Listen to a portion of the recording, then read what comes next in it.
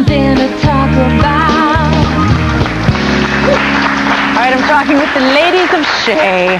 Now, I mentioned earlier that their name means courage and freedom. Well, these ladies need a lot of courage and freedom because they don't have a lot of freedom anymore, some of them. We've spoken about their causes, but there's another whopper of a responsibility in their lives. It's called raising kids. Not a lot of freedom there, right? Wow. So you two each have 2 kids. We do. And you are super Auntie Damhnait, right? I have 2 kids right there and right there. Okay, so you know what? I want to ask the first question. Aside from the obvious, how do you balance work, life, superstardom, which we'll get to, I want to know what it's like to have great pallies who have kids now. How does that shift when you are the one who's not doing all that poopy diaper stuff that they're doing? How does that shift the relationship? Well, you know what? I've always been a kid person, and I'm very much looking forward to that time in my life.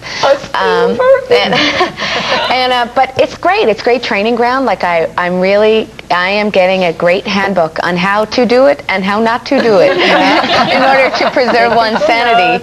You know, no, it's great. It's fantastic, and they're both wonderful, wonderful mothers. They might need a bit more sleep, but so you never have the, hey guys, you want to go for a? Oh, you can't because you have to go home and be mom. Oh, 5 years ago.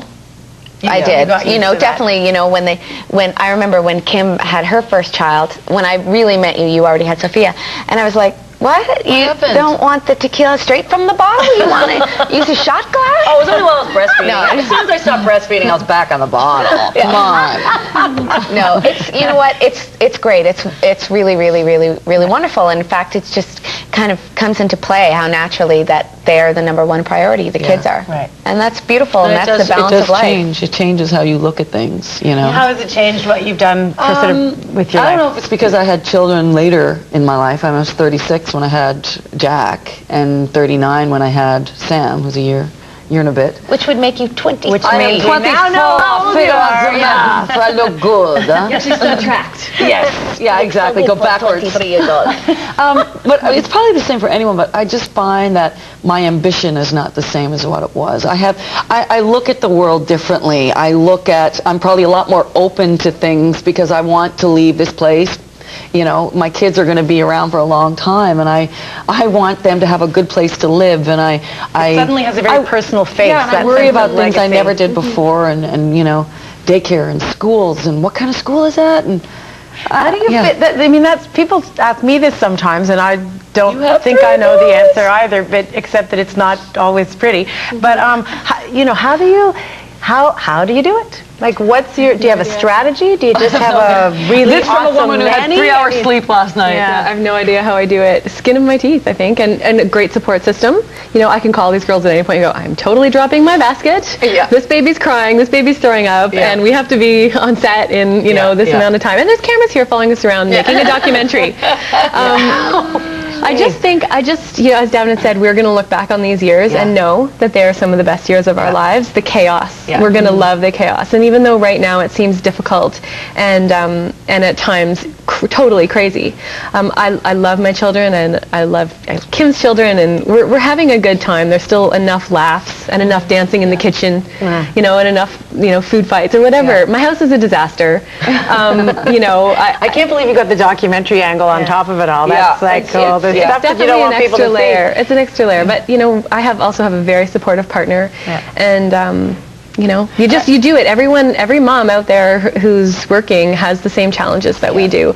Or not. Like, I think, you know, my aunt in Newfoundland had 5 boys, and you know, she ended up being a single mom with those boys after a while, and I bow to her because I have 2 boys, I have a job, I have an amazing husband, and you know, my kids are in daycare, and you know, but I'm still trying to juggle it, and I think, you know, at the end of the day, you do the best that you can, and you just, you know, learn to prioritize and say no to things. And that's what I always say when people ask, oh, how do you do it? I say, you know what, I'm kind of lucky. I get to sit for an hour and a half every morning and have somebody paint up my face and make me look nice and bring me tea if I'm thirsty. I mean, every mother who's whether they're working out of the house or not has an enormous daunting task every day, and we all kind of break it down however we can. And not to whine, but like the pressure on a middle class Western woman is it's a lot. You know, you have a lot of shifts. You know, we have to look we have to look good. We have to be a great mom. We have to be a great wife. We have to keep our houses clean. We have to cook dinner, be successful. You know, make our children. It's just like way too much terrifying, pressure. right? It is. Make your kids costumes, you know, and so we do. Kim's right. We have to pick and choose what we want to do, and if some things fall apart, as long as our kids are dry and fed. Okay, that's all that matters. And you have a glass of wine in your hand at the end of the day, and you're like, you know what? Oh, good. It's okay. I did a great job today. Okay, tell us about the moment when you had your ultimate multitasking moment, when you made sure that your kid was fed while you were actually working. You know the moment I'm talking about. You mean when I got my bikini waxed while nursing? Oh, no, I don't know about that one. Tell us that one. No. I'm talking about the one when you were on stage. Didn't you do something in a spectacular ball gown that involved breastfeeding? Right. Sorry, I thought the bikini wax was a little more. We played with the Niagara Symphony, and the show had been booked for ages, but it happened to fall 3 weeks after Tara gave birth last March. Right, when she had her bikini wax. Yeah, at the same time. Like, so scheduled. Okay, let's just stop for a minute. You got a bikini wax 3 weeks after you had a baby? No. I was going to Thailand. Okay. You actually did. Anyway, back to the symphony thing. She had a gorgeous ball gown. We came out right before we go on stage. Stella's 3 weeks old. They don't have a schedule. When they want to eat, they want to eat. Yeah. So also late. We thought she would have been born earlier too. So Tara had the beautiful sling that matched the dress. She just put the little baby in, put her on the bosom, walked out. There was Stella's little hand, and everyone was like, "Oh!" So you did it on stage with full audience. Full audience. Yeah. Good for you. And what was your sort of method? Did you wax political with them about this is life and this is you?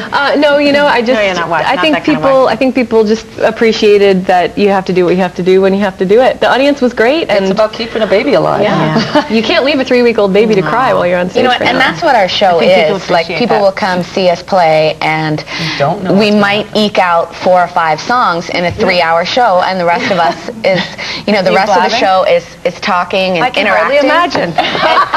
And you know what? I think that's what's special about what any of my questions here because we're blabbing too much. Give us some more questions. Pick another question. Yeah. Well, I do want to quote one of you said, and I'm going to guess that it was you. Trying to make a record when 2 of the women in the band have kids is kind of like making a record in dog years, except for the reverse.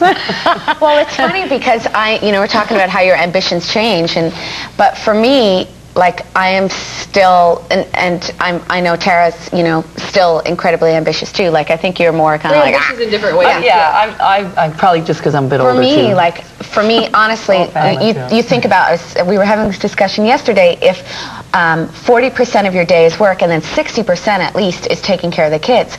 I don't have the 60%. So right now we have all this time. I'm a bit of a workaholic. Right. So right now, my brain, like, we're kind of working at 40%, and my brain is just kind of going like, but think of all the things you could be doing. Right. Yeah, but, for me, I'm like, more like... a baby and slow down. Okay, I have to ask you in this last question, I want your reaction to this, because as soon as I saw that video of you, it was my first thought, and I bet I'm not the only one.